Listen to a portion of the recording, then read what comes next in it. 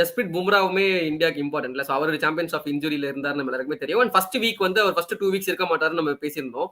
அதே மாதிரி is going to be part of Mumbai Indians from April first week அப்படின்ட்டு announce பண்ணிருக்காங்க.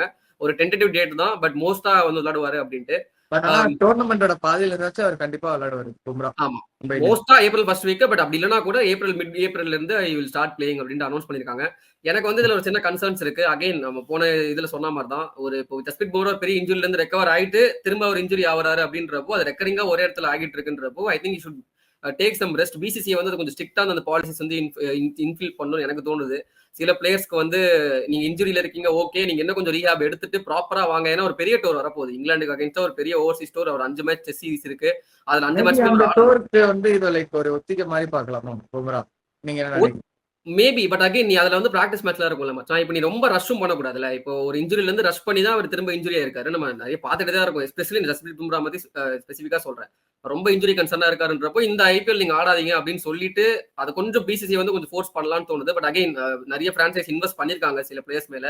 அந்த டீம் வந்து ஒரு குதிரை மாதிரி தானே பார்ப்பாங்க. அந்த பந்தய குதிரை மாதிரி எனக்கு பும்ரா ஆடணும்னு மும்பை கண்டிப்பா எதிர்பார்ப்பாங்க.